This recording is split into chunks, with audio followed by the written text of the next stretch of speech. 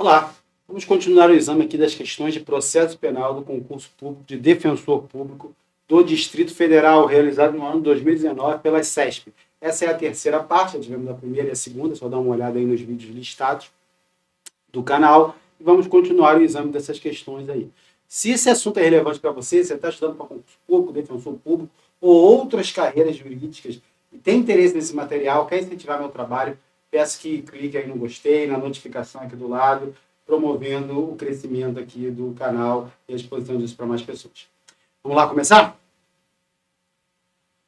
Os irmãos José e Luiz foram denunciados pela prática de contravenção penal de vias de fato, em situação de violência doméstica, com pena de prisão simples de 15 dias a 3 meses ou multa, em concurso de agente por terem puxado os cabelos da irmã Marieta. Após a denúncia e várias tentativas sem sucesso de citação pessoal dos réus, o juiz competente citou por edital, seguindo assim as regras do Código de Processo Penal.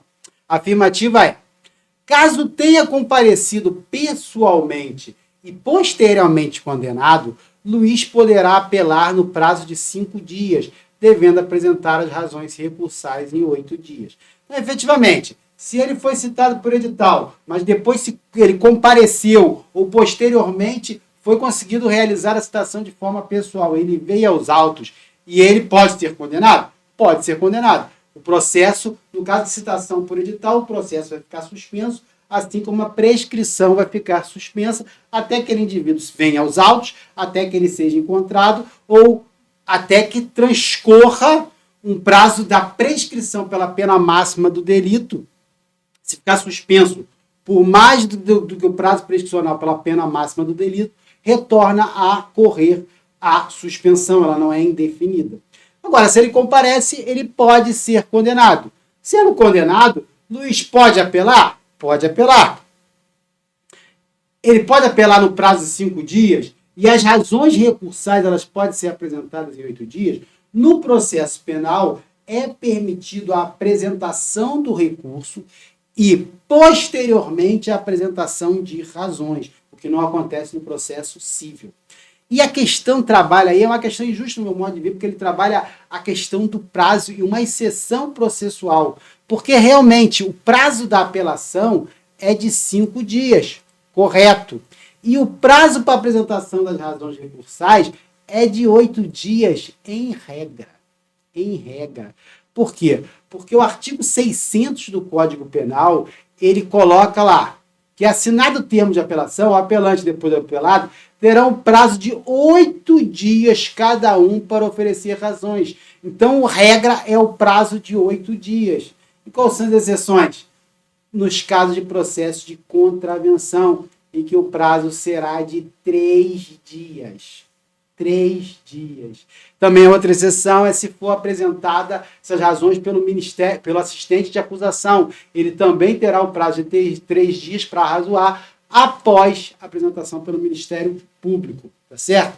Então a questão, olha só como é que é importante o texto para essa questão aqui. Se trata de uma contravenção penal de vias de fato. E se tratando de contravenção penal de vias de fato, vai ser aplicado prazo de 3 dias para apresentação de razões e não o prazo de 8 dias.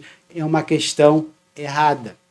O legislador aí exige um conhecimento do prazo e, como sempre, o examinador ele trabalha com exceção. O que eu fazia no meu tempo de estudar para o concurso, que eu acho interessante, é a realização de tabelas de prazos com destaque para todo tipo de exceção. Eu cheguei a ter tabela de exceções do Código de Processo Penal, os prazos com as exceções, tudo bem organizado, revendo isso de forma constante para gravar, que é uma questão bem importante para as primeiras fases do concurso público. É possível fazer, é trabalhoso, dá trabalho, mas é o necessário aí para você conseguir aí o cargo que você sonha. Vamos lá? Afirmativa errada. Vamos para a próxima. Outro texto. Manuel foi denunciado pela prática de homicídio doloso. O processo seguirá as regras do rito do tribunal do júri. Perfeito. Rito lá do tribunal do júri, procedimento especial previsto no Código de Processo Penal. Ele tem um rito próprio. Primeira fase. Segunda fase. Houve a denúncia pela prática de homicídio doloso, o júri tem competência para examinar os crimes dolosos contra a vida. Okay? Então, as regras estão seguindo lá o rito especial do tribunal do júri.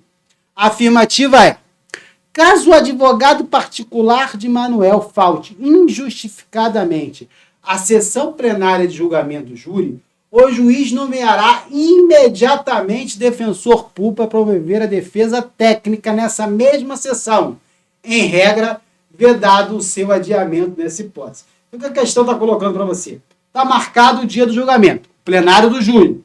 Vem lá o acusado, que está liberado, ele está preso, é trazido lá pelos agentes penitenciários, e o advogado constituído dele falta, não aparece e não apresenta nenhuma justificativa válida. O juiz, nesse momento, ele vai nomear defensor público para atuar. Chama lá o defensor público, que está lá na sala dele, lá trabalhando. Vem aqui e vamos fazer esse júri agora. Obviamente que não, gente. Porque o defensor público ele não teve tempo de se preparar, ele não tem conhecimento dos autos. E ainda há o direito do preso de escolher, daquele indivíduo sob julgamento, de escolher o defensor que ele confia. Tá certo? Então, nesse sentido, eu tenho o artigo 456 do Código de Processo Penal, que diz: se a falta sem escusa legítima, obviamente, se houver escusa legítima, o juiz vai marcar uma outra sessão com aquele mesmo advogado. Mas ele faltou sem escusa legítima. E se o réu não constituir outro advogado, o fato será imediatamente comunicado ao presidente da seccional da OAB, para que ele tome as medidas cabíveis, e ele designa uma nova data para a sessão. Ele designa uma nova data. Obviamente, ele não é feito naquele momento, se o advogado faltou injustificadamente. Ele não chama o defensor público naquele momento.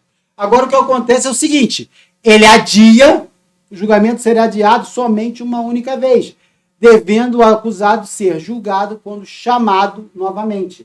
Então, essa falta desse advogado, ele só pode implicar em adiamento da sessão. Por quê? Conforme disposto no parágrafo 2º, se houver esse adiamento, o juiz já fala: ó, você pode, a nova data será tal dia, você pode constituir um novo advogado, ou ele já intima a Defensoria Pública da realização desse julgamento. É claro que ele tem que observar um prazo mínimo de 10 dias. Para quê? Para que o defensor público possa estudar o processo, se inteirar, para realizar uma defesa real, uma ampla defesa de um contraditório de qualidade real, que obviamente não aconteceria se você chamar o defensor lá para ele cair de paraquedas, sem saber o que está falando, sem ter lido o processo. Como é que ele vai poder fazer a sua exposição, a sua defesa ali, sem conhecimento prévio da causa?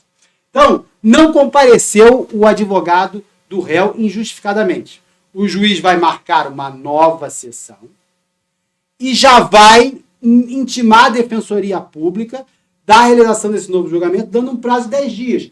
Se chegar no dia do julgamento o réu vier com outro advogado que ele constituiu, perfeito, ok? Agora, se ele não constituir advogado, eu já tenho um defensor público prévio, ciente e preparado para a realização daquele ato. Então, obviamente, a afirmativa é errada, porque o juiz não vai nomear imediatamente defensor público. Ele vai marcar nova sessão e aí vai intimar o defensor público, observando um prazo mínimo de 10 dias para a realização dessa sessão. Perfeito? Mesmo texto, nova afirmativa. Na sessão de julgamento pelo plenário do júri, Manuel, estando presente, tem direito de permanecer calado em seu interrogatório. No entanto, nos debates orais, o acusador poderá fazer uso do argumento de quem cala consente. Chega a ser até engraçado essa afirmativa. O direito ao silêncio é um direito reconhecido em nosso ordenamento jurídico, com previsão expressa no Pacto de São José da Costa Rica, previsão expressa também no artigo 5º da Constituição Federal, que garante ao preso o direito de permanecer calado, e advém daquele princípio do nemo tenetur si detegeris, isto é, ninguém é obrigado a realizar prova contra si mesmo. E se esse tratado internacionais garante o direito ao silêncio, se meu bloco constitucional, se minha Constituição prevê o direito ao silêncio, obviamente, se eu pudesse utilizar esse direito para prejudicar um indivíduo, é o mesmo que ele não dar esse direito a ele. Se ele tem direito a ficar em silêncio, o silêncio não pode ser utilizado de nenhuma forma contrária a ele. Não pode implicar em nenhuma presunção, muito menos durante o plenário do júri, que o julgamento é realizado pelo Conselho de Sentença, formado por 7 juízes leigos, pessoas do povo, sem necessária formação jurídica, no qual é feito por meio de dialética, são debates orais, buscando convencer aquele conselho de sentença. É óbvio que não se pode usar aí esse silêncio do réu como argumento para convencer os jurados, dizendo que quem cala consente. Seria o mesmo que não reconhecer o direito ao silêncio. Isso é previsto lá, como eu falei para vocês, na letra G, item 2 do artigo 8º do Pacto de São José da Costa Rica, que garante a todo acusado o direito de não ser obrigado a depor contra si mesmo, nem a confessar-se culpado. E lá no artigo 478 do Código de Processo Penal, diz claramente que, durante os debates, as partes não poderão, sob pena de nulidade, fazer menção ao silêncio do acusado ou ausência de interrogatório por falta de requerimento, em seu prejuízo. É uma questão que não tem muita complexidade e, obviamente, ela está errada. Vamos para a próxima? Mesmo texto. Se os jurados reconhecerem que Manuel praticou o crime de homicídio culposo, então, nesse caso, haverá o que se denomina desclassificação imprópria. O juiz presidente passa a ser competente para o julgamento. Competência do tribunal do júri, conforme previsto lá no inciso 39 do artigo 5º da Constituição Federal, é para os crimes dolosos contra a vida. São 4 no nosso Código Penal: homicídio, aborto, infanticídio, indução, instigação, auxílio ao suicídio e, atualmente, a automutilação. Então, são esses 4 delitos. Se eles forem cometidos da forma dolosa contra a vida, competência do tribunal do júri, ok? Mas é possível que se entenda, durante o transcurso do processo, que não se trata de crime doloso, mas sim crime culposo. Se isso acontece durante a primeira fase do procedimento do tribunal do júri, o juiz realiza a desclassificação, dizendo, não houve crime doloso contra a vida. E ele entende que houve na forma culposa, homicídio culposo, por exemplo. Ele desclassifica e, se ele for o mesmo competente para julgar aquilo, ele já julga. Se não for, ele manda para o órgão jurisdicional que seria competente. Isso na primeira fase.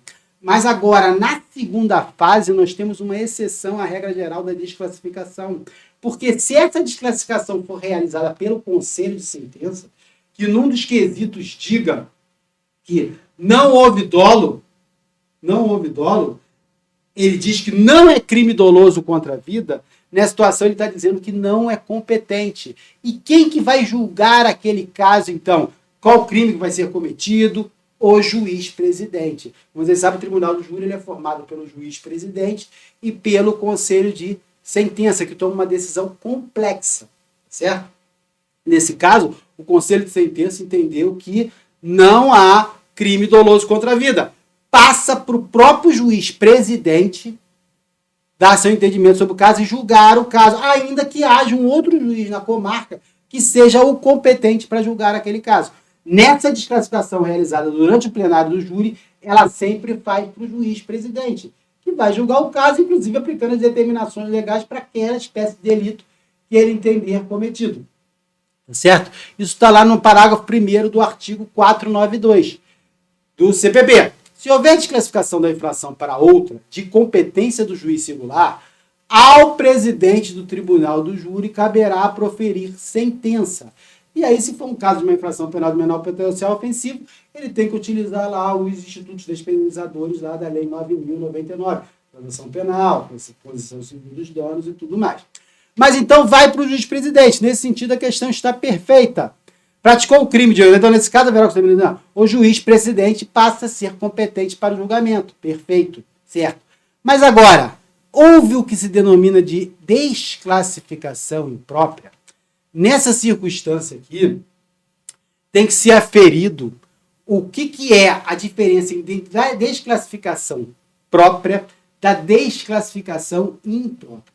A desclassificação própria ocorre quando o conselho de sentença diz que não há crime doloso contra a vida, mas não diz na quesitação qual crime que foi que ele cometeu. Ele não disse que houve um homicídio culposo.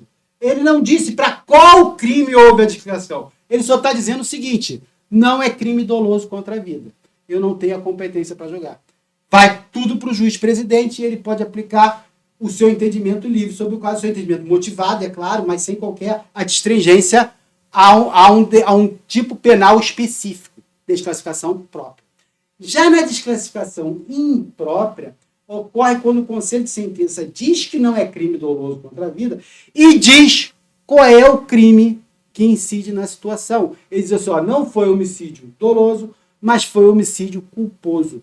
Nessa situação, ele condiciona o juiz presidente a entender pela ocorrência desse homicídio culposo de acordo com o entendimento do conselho de sentença. Então, a questão ela trabalha com essa classificação. E como ele coloca a questão para você, já de reconhecer que Manuel praticou o crime de homicídio culposo. Então, ele está dizendo expressamente qual crime que Manuel cometeu. Eles não estão dizendo simplesmente que não é crime doloso contra a vida, que não é homicídio doloso. Eles estão dizendo que foi homicídio culposo. E nessa situação teria a desclassificação imprópria. E a questão, então, está certa, correta. Fica aqui a crítica no sentido de que, no momento que o tribunal do júri, o conselho de sentença diz que não é crime doloso contra a vida, deveria cessar a sua competência para julgar o caso, transferindo para o juiz presidente a tarefa de julgar, uma vez que eles não são mais competentes. Então já fica uma crítica à própria existência dessa desclassificação imprópria após as reformas realizadas no ano 2008. Mas a questão trabalhou com essa definição doutrinária do que seria desclassificação própria e imprópria, e ela está certa. Perfeito? Vamos para mais uma? Novo texto aí. Promotor de justiça participou de investigação criminal junto a grupo especializado de combate ao crime organizado, órgão de execução no combate à criminalidade organizada do Ministério Público. Com base nessa investigação criminal, o referido membro do parquê ofereceu denúncia criminal, que foi recebida pelo juízo. No decorrer da instrução desse processo criminal, outro promotor de justiça designado opinou, nas alegações finais, pela absolvição do réu. Tá bem? Então, qual é a afirmativa? A jurisprudência dos tribunais superiores não admite a ocorrência de opiniões colidentes manifestadas em momentos sucessivos de membros do Ministério Público, por ofensa ao postulado do promotor natural. Então, qual é a situação? O Ministério Público ele vem e apresenta a denúncia, entendendo que ocorreu que há indícios suficientes da autoria e prova da materialidade. E, posteriormente, apresentou alegações finais pedindo a condenação. Mas aí vamos supor que foram realizadas novas diligências, chegou elementos aos autos que não existiam antes, em razão de uma perícia que se atrasou, ou em razão de surgir um novo fato que foi reaberta a instrução, e foi determinada a apresentação de novas alegações finais, e vem um novo Ministério Público que está cumprindo as férias, substituindo o colega durante as férias, e mediante a mesma situação, não houve uma alteração substancial dos fatos, ele entende com base no mesmo conjunto probatório de fato, em última análise, ele entende de forma diversa. É possível que haja essa discrepância de opiniões entre o Ministério Público? Pode acontecer também do promotor público que atua em primeiro grau, ele pedir a condenação, por exemplo, e o Ministério Público que atua em segundo grau, quando vai analisar o recurso, ele já opina pela condenação, pela absolvição, de forma contrária ao promotor de primeiro grau. É possível o Ministério Público essas opiniões colidentes? Isso ofende o promotor natural? Isso aí, aquela fixação em abstrato de que há um membro do Ministério Público correto para atuar em cada caso, que seria o promotor público natural.